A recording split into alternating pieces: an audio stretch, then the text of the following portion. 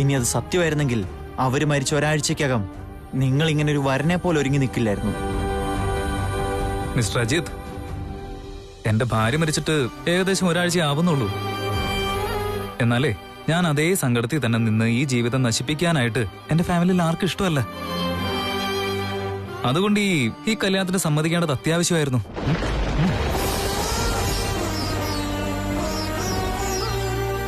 നിങ്ങൾ തന്നെ പറഞ്ഞില്ലേ ഞാനും ശിവാനിയും തമ്മിൽ അത്രയും പ്രണയത്തിലായിരുന്നു എന്ന്, അത്രയും ചേർച്ചയിലായിരുന്നു എന്ന്. ഇനിയിപ്പോ ഒരു പക്ഷെ ശിവാനി മരിക്കുന്നതിന് മുൻപേ എന്നോട് സംസാരിക്കാനുള്ള ഒരു അവസരം കിട്ടിയിരുന്നെങ്കിൽ, തൃശൂൽ, നീ എന്റെ ഓർമ്മയിൽ തന്നെ ഇങ്ങനെ വിഷമിച്ച് ജീവിക്കണ്ട, ദയവ് ചെയ്ത് മറ്റൊരു കല്യാണം കഴിക്കെന്ന് പറഞ്ഞേനെ.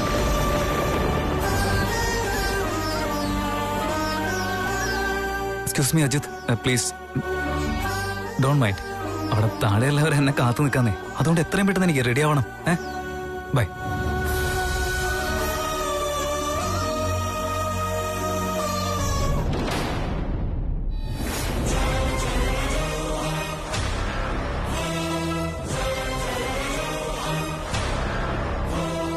എന്റെ കയ്യിലുള്ള നാഗമാണിക്യത്തിന്റെ ശക്തി ഉപയോഗിച്ച് ഞാൻ ഈ കല്യാണം മുടക്കാൻ ശ്രമിച്ചാലോ? വേണ്ട വേണ്ട, അത് എങ്ങനെ ഉപയോഗിക്കണമെന്നറിയാതെ പ്രയോഗിച്ചാൽ ഇതിലും വലിയ പ്രശ്നങ്ങൾ എന്തെങ്കിലും സംഭവിച്ചാലോ? എന്നാൽ ഈ കല്യാണം നടക്കാതിരിക്കാൻ വേറൊരു ശക്തിക്കും സാധിക്കില്ലല്ലോ. മധു, മധു,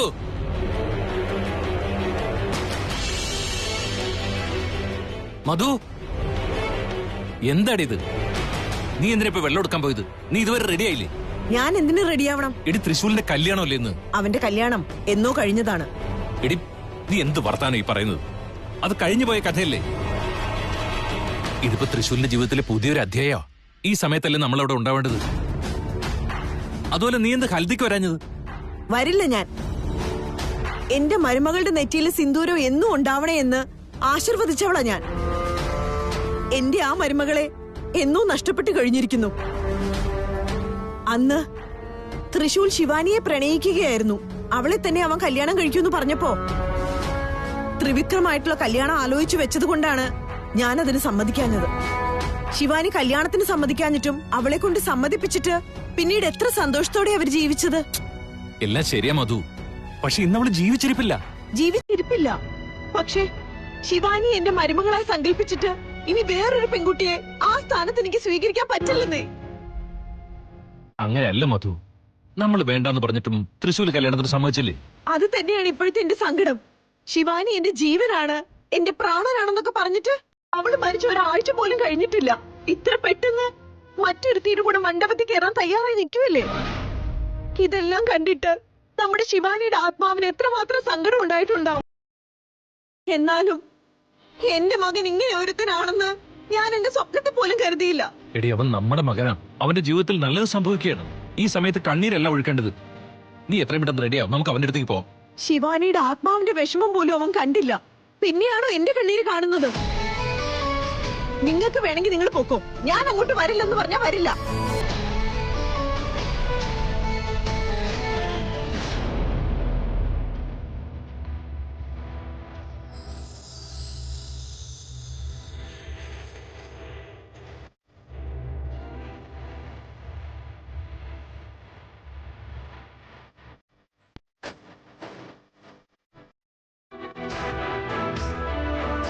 കൃഷ്ണേ, എനിക്കിന്ന് ഒരുപാട് സന്തോഷം തോന്നുന്നു. നീ ഇത്രയും നാൾ കന്യകയായിട്ട് ജീവിക്കുകയായിരുന്നു. നിന്റെ ഈ യൗവനം നിലനിർത്തുവാനായി 3 ദിവസത്തിലൊരിക്കൽ ബലി കൊടുക്കണമായിരുന്നു. ഇനി മുതൽ നിനക്ക് ആ കഷ്ടമുണ്ടായിരിക്കുകയില്ല. കാരണം നീ കല്യാണം കഴിക്കാൻ പോകുന്നു. കുറച്ചു നേരത്തിനുള്ളിൽ നീ ഒരു വധുവാകും. ഇതെല്ലാം നിന്റെ സഹായം കൊണ്ടാണ് ദാക്ഷായണി. നിന്നോട് എത്രമാത്രം നന്ദി പറഞ്ഞാലും മതിയാവില്ല. 3 ദിവസത്തിലൊരിക്കൽ എനിക്ക് യൗവനം നഷ്ടമാകുമായിരുന്നല്ലോ. അതിനായിട്ട് ബലിയും രക്തദാനവും എല്ലാം നടത്തണമായിരുന്നു. ഗുരുദേവൻ പറഞ്ഞതുപോലെ എന്റെ എല്ലാ ശാപങ്ങളും മാറാൻ പോവുകയാണ്. ഇവിടുന്ന് എനിക്ക് പുതിയ ജീവിതം തുടങ്ങാൻ പോവുകയാണല്ലേ? അതെ കൃഷ്ണേ, നമ്മൾ ഇത്രയും നാൾ അനുഭവിച്ച കഷ്ടപ്പാടിന്, തപസ്സിന് ആദ്യമായി വിജയമുണ്ടായിരിക്കുക. രണ്ടാമത് നാഗമാണിക്യം. നാഗമാണിക്യവും ലഭിക്കും. നാഗമാണിക്യം നമ്മുടേതാകും. ആ കാര്യം കൂടി സംഭവിച്ചാൽ നമ്മൾ തോൽവിയില്ലാത്തവരാകും, മരണമില്ലാത്തവരാകും.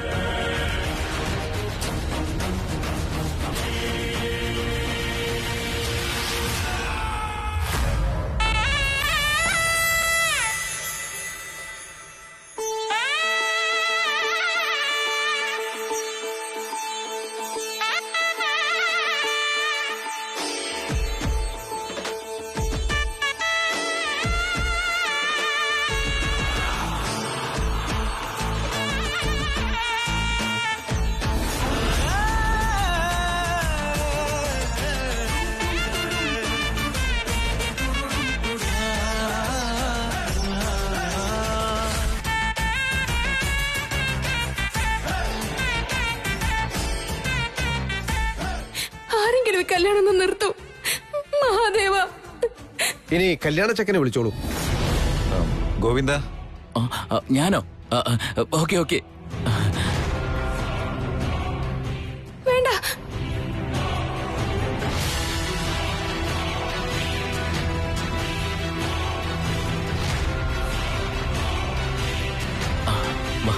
തൃശൂൽ, ഞാൻ പറയുന്നത് കേക്ക്. തൃശൂൽ, എങ്ങനെ നിനക്ക് അതിന് സമ്മതിക്കാൻ കഴിഞ്ഞത്?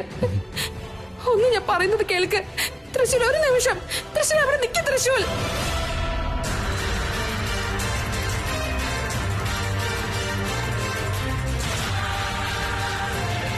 തൃശൂൽ, തൃശൂൽ, വേണ്ട തൃശൂൽ. ഇത്ര പെട്ടെന്ന് എന്നെ മറന്നു പോയോ നീ? തൃശൂൽ, നീ ചെയ്യുന്നത് തെറ്റാണ്. തൃശൂൽ,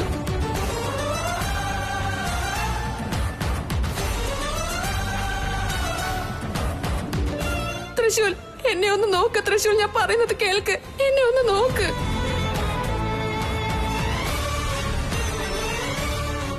മഹാദേവ, ഞാൻ ഇനി എന്താ ചെയ്യാ? ഇനി കല്യാണ പെണ്ണിനെ വിളിച്ചോളൂ. ഇല്ല, ഗോവിന്ദ. വേണ്ട, വേണ്ട. ഞാൻ ഞാൻ പറയുന്നത് വിളിച്ചിട്ട് വരാം. കേൾക്കൂ. തൃശൂൽ, നീ തെറ്റ് ചെയ്യരുത്. തൃശൂൽ, ഈ കല്യാണം നടക്കരുത്. ഒരേ ഒരു പ്രാവശ്യം എന്നെ കുറിച്ച് ചിന്തിക്ക്.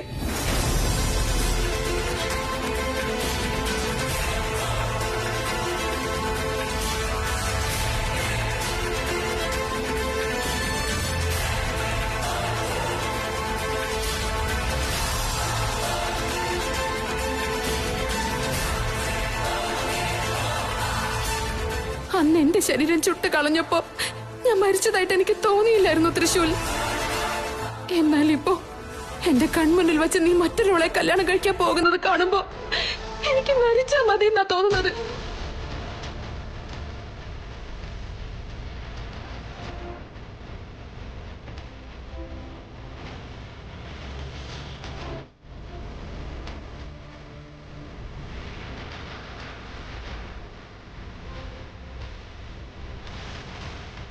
കങ്കണം ചെക്കന്റെ കൈ കെട്ടിക്കോളൂ.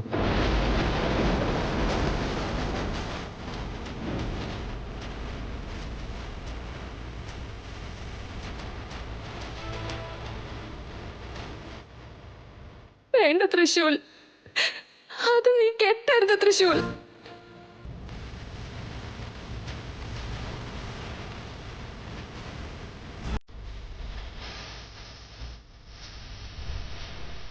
ഇനി ഈ മാല പരസ്പരം ഇട്ടോളൂ.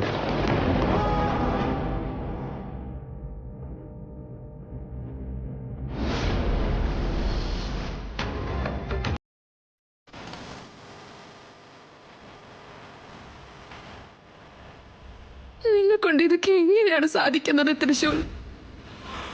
ഞാൻ നിന്റെ മനസ്സിലേ ഇല്ലേ? സർവമംഗളമംഗല്യേ ശിവേ സർവാർത്ഥസാധികേ ശരണ്യേ ത്രയംബകേ ദേവി നാരായണീ നമോസ്തുതേ.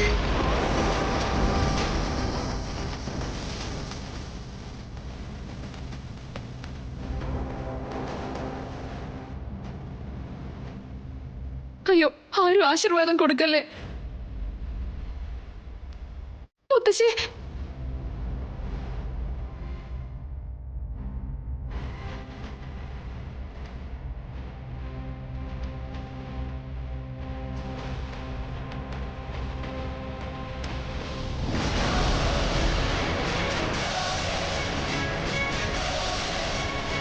തൃശൂൽ, ദയവ് ചെയ്ത് വേണ്ട.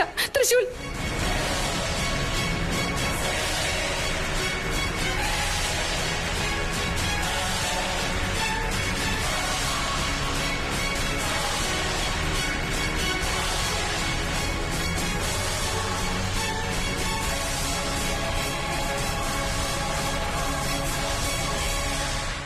ജയ് ഭോലെനാഥ. എന്റെ പൊന്നു ശശിധര, ത്രിശൂലാധിപതേ അമരേശ്വര, എന്താണ് അങ്ങയുടെ ലീലകൾ? താലിക്കും താളത്തിനുമൊത്ത് ചലിക്കാത്തവനെ ത്രയംബകേശ്വര, നീ പറഞ്ഞയച്ചവൻ ഇതാ ഇവിടെ വന്നെത്തിയിരിക്കുന്നു. അവൻ ഇവളെ താലി കെട്ടിയാൽ അത് താലിയാവുകയില്ല ദേവാ, അതവന്റെ അവസാനമായിരിക്കും പരമാത്മനെ. അത് പ്രണയത്തിന്റെ മരണമായിരിക്കും, വ്യക്തിത്വത്തിന്റെ മരണമായിരിക്കും, അവന്റെ സ്വന്തം മരണം, അവന്റെ ശരീരത്തിന്റെ മരണം. പ്രണയവും വ്യക്തിയും ഒന്നും മരിക്കാൻ പാടില്ല കൈലാസനാഥ. നീ കൊടുത്ത വരം, നീ കൊടുത്ത നാഗമാണിക്യം, നീ സൃഷ്ടിച്ച നാഗലോകം, നിന്നെ സദാ ഭജിക്കുന്ന നാഗങ്ങളും അവരോടിങ്ങനെ ചെയ്യുന്നത് ശരിയാണോ പരമേശ്വര? നാഗിണി അല്ലാത്തൊരുവളെ അവൻ താലി കെട്ടിയാൽ അപ്പോൾ അവന്റെ സമാധി, ഇവന്റെ നാഗലോകവുമായിട്ടുള്ള ബന്ധം തീരും. ഭഗവാനെ, നീയാണ് എല്ലാത്തിന്റെയും അടിത്തറ. നിന്റെ ഇഷ്ടാനുസരണമാണ് ഈ ഭൂമി ചലിക്കുന്നത്. ആകാശത്തിന്റെയും ഭൂമിയുടെയും ഇടയിൽ ചെറിയ വെളിച്ചമുണ്ട്. അത് അങ്ങയ്ക്ക് മാത്രമേ അറിയൂ, അങ്ങയുടെ തൃക്കണ്ണിൽ അറിയാം. മഹാരുദ്ര, എന്തെങ്കിലും ചെയ്യൂ മഹാബലീശ്വര, എന്തെങ്കിലും ചെയ്യൂ.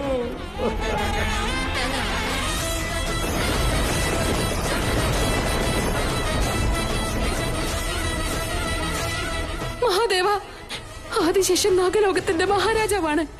അവനൊരു മനുഷ്യ സ്ത്രീയെ കല്യാണം കഴിച്ചാൽ അനിഷ്ടങ്ങൾ സംഭവിക്കും. എന്തെങ്കിലും ചെയ്ത് ഈ കല്യാണം തടയണം മഹാദേവ. അതിനെന്നെ ഒന്ന് സഹായിക്കൂ.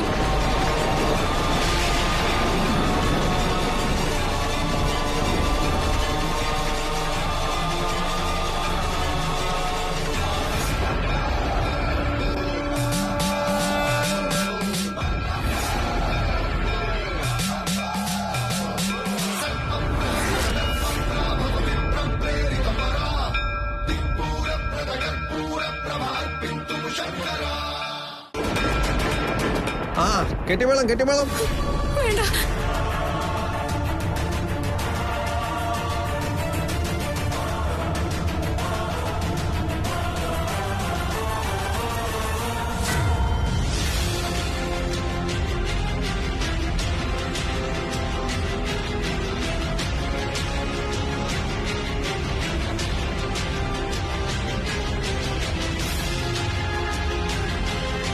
തൃശൂൽ, എന്താ മോനെ, താലി കെട്ടുന്ന സമയത്താണോ എഴുന്നേൽക്കുന്നേ?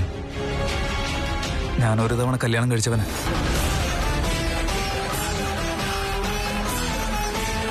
അതെ തൃശൂൽ, അവരോട് പറ. അതെല്ലാം നമ്മൾ ആദ്യമേ സംസാരിച്ചിരുന്നതാണല്ലോ. സംസാരിച്ചിരുന്നു, ശരിയാണ്. എന്നാൽ ശിവാനിയുടെ സ്ഥാനത്തേക്ക് ഇപ്പോൾ കൃഷ്ണ വന്നതുകൊണ്ട് ഈ താലി കെട്ടിയാൽ അത് ശരിയാവില്ല.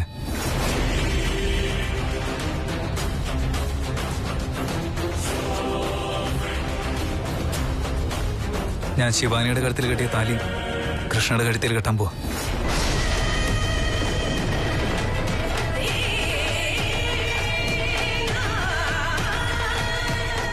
എന്താ നീ പറയുന്നത് തൃശൂൽ? താലി ഏതായാലും എന്താ, എല്ലാ താലിയും ഒരുപോലെ തന്നെയല്ലേ. നീ ഇത് കെട്ടിയാ മതി. സാരമില്ല, വിട്ടേക്കമ്മാവ. അദ്ദേഹത്തിന്റെ ഇഷ്ടം എന്താണോ അങ്ങനെ നടക്കട്ടെ. കെട്ടുന്ന താലിയേക്കാൾ കെട്ടുന്നയാളുടെ മനസ്സാണ് മുഖ്യം. അങ്ങനെയല്ല മോളെ. തൃശൂൽ, നീ ഞാൻ പറയുന്നൊന്ന് കേൾക്ക്. ഒരാളുടെ കഴുത്തിൽ കിട്ടിയ താലി വേറൊരാൾക്ക് കെട്ടാൻ പാടില്ല മോനെ. ശിവാനിക്ക് കെട്ടിയ താലി കൃഷ്ണയ്ക്ക് കെട്ടണമെന്ന് തൃശൂൽ ആഗ്രഹിക്കുന്നു. അത് നമ്മളായിട്ട് എന്തിനു തടയണം? ചെല്ല, ആരെങ്കിലും ഞാൻ താലി എടുത്തോണ്ട് വരാ. വേണ്ട, ഞാൻ തന്നെ പോയി എടുത്തിട്ട് വന്നോളാം.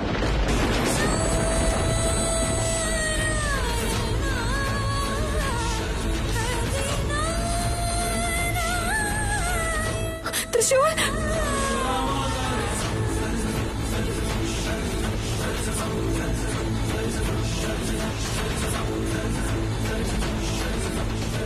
തൃശൂൽ, തൃശൂൽ ഞാൻ പറയുന്നത് കേൾക്ക്. തൃശൂൽ,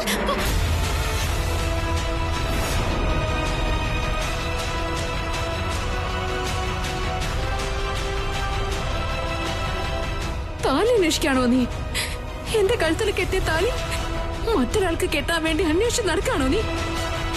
ആ താലി എനിക്ക് അർഹതപ്പെട്ടതല്ലേ തൃശൂൽ. തൃശൂൽ, നീ നാഗലോകത്തുള്ളവനാണ്. നീ എന്റെ ആദിശേഷനാണ്. നീ കല്യാണം കഴിക്കേണ്ടത് നാഗകന്യകയാണ്, അല്ലാതെ മനുഷ്യനെ അല്ല തൃശൂൽ. അത് എന്റെ താലിയാണ് തൃശൂൽ. അത് നീ മറ്റൊരാൾക്ക് കെട്ടുന്നത് ശരിയാണോ? ഞാനത് എവിടെ വെച്ച് എല്ലാവരോടെ താഴെ വെയിറ്റ് ചെയ്യാം. മഹാദേവ, എന്നെ സഹായിക്കാൻ അങ്ങ് മാത്രമേ ഉള്ളൂ. ഒരു വഴി പറഞ്ഞു തരൂ, എന്നെ സഹായിക്കൂ.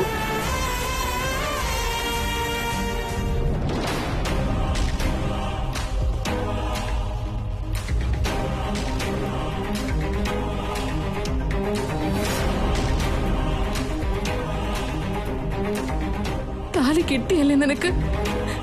അപ്പോ ഈ കല്യാണം എന്തായാലും നടക്കുമല്ലേ? തൃശ്ശൂർ പോവല്ലേ?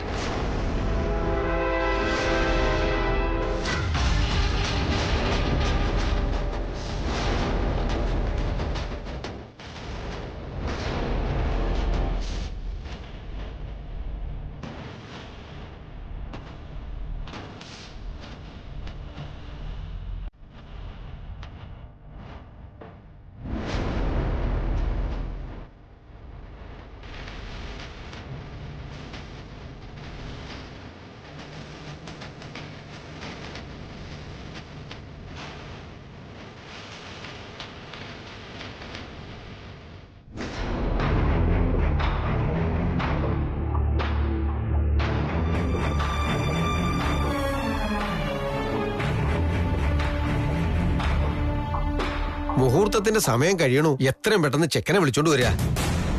വരും, അവനിപ്പോ തന്നെ വരും. ഉടനെ വിളിച്ചോണ്ട് വരാം.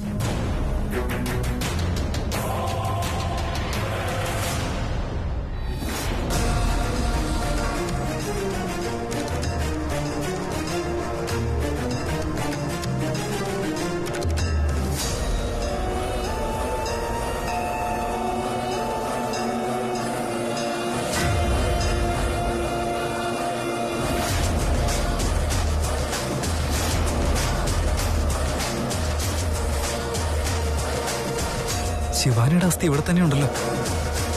അപ്പൊ അവര് ശിവാനിയുടെ അസ്ഥി നദിയിൽ കൊണ്ടുപോയി ഒഴുക്കിയെന്ന് പറഞ്ഞത് നുണയായിരുന്നോ? പാവം, എന്റെ ശിവാനിയുടെ ആത്മാവ് എന്തുമാത്രം വിഷമിക്കുന്നുണ്ടായിരിക്കും. ഇല്ല, എന്റെ ശിവാനിയുടെ അസ്ഥി ഞാൻ തന്നെ കൊണ്ടുപോയി നദിയിൽ ഒഴുക്കിയിട്ട് വരുന്നതാണ്. എന്നാൽ മാത്രമേ ശിവാനിയുടെ ആത്മാവിന് ശാന്തി ലഭിക്കൂ.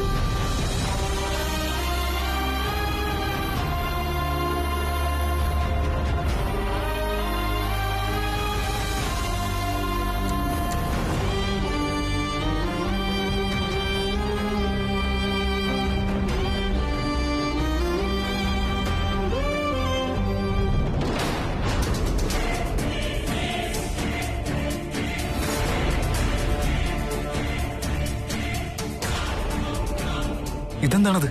ഞാനൊരു കല്യാണ ചെക്കനെ പോലെ വസ്ത്രം ധരിച്ചിരിക്കുന്നത്. അപ്പോ തൃശ്ശൂൽ ഏതോ മായാശക്തിക്ക് അടിമപ്പെട്ടിട്ടാണ് ഈ കല്യാണത്തിന് സമ്മതിച്ചിരിക്കുന്നത്.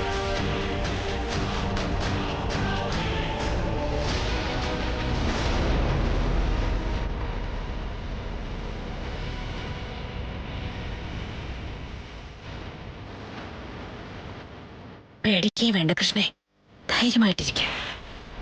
സമ്മോഹിനി പ്രയോഗം നമ്മൾ നടത്തിയതല്ലേ, അവൻ ഉറപ്പായി നിന്നെ കല്യാണം കഴിക്കും. ധൈര്യമായിട്ടിരിക്കെ.